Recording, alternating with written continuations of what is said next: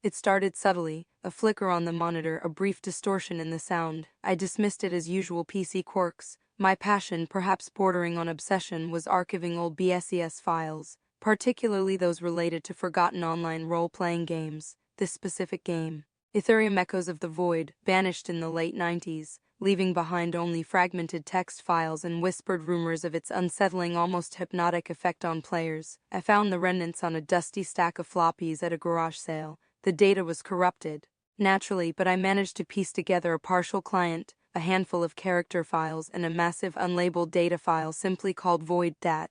This file became my white whale. The glitches increased as I delved deeper. My system started acting strangely.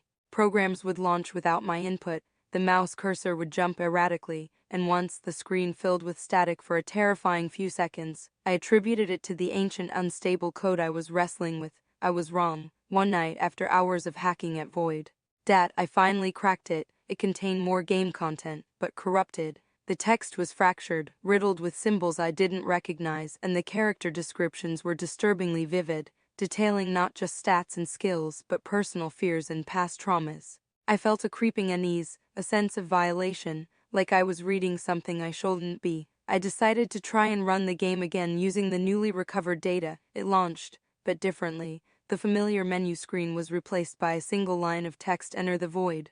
I hesitated, a cold dread washing over me. I should have stopped. I typed yes. The screen went black. Then a single word appeared, pulsating with a sickly green glow: "Welcome." The game started, but it wasn't the Etherium I remembered from the fragmented files. This was something else. The graphics were crudely rendered, almost childlike, but the atmosphere was oppressive. I was in a dark, twisting labyrinth, the walls lined with disturbing imagery, faces contorted in agony, eyes gouged out, limbs twisted into unnatural angles. A low guttural moan echoed through the digital halls. My character, a warrior named Cal from my previous attempts to get the game running, was standing motionless. I tried to move him, but the controls were unresponsive. Then a text box appeared: "Cal is afraid." Another line followed: "Cal remembers the basement." A wave of nausea hit me. I'd never told anyone about the incident in my childhood, the time I was locked in the basement by a babysitter. How could the game know? Then another character appeared, a grotesque parody of the mage I had created years ago. It shambled towards me, its face a distorted mask of pain. "He knows your secrets," a voice whispered through my speakers, a voice that sounded horrificously like my own. The mage attacked. The graphics were simple, but the effect was viscerally unsettling. A stream of black energy slammed into Kel, and a new text box appeared: "Kel is dying." My heart hammered in my chest. I tried to close the game, but the computer wouldn't respond. The screen flickered, and the images became more intense, the sounds more agonizing. The voice whispered again: "You can't escape the void."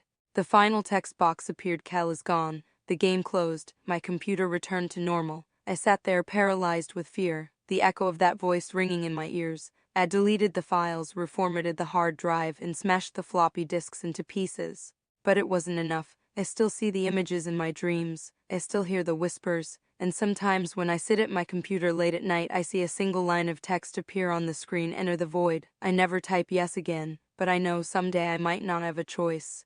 And I know it will be waiting, knowing my secrets, ready to welcome me. I'm sure of it. I hear it sometimes from the computer's fan, just waiting.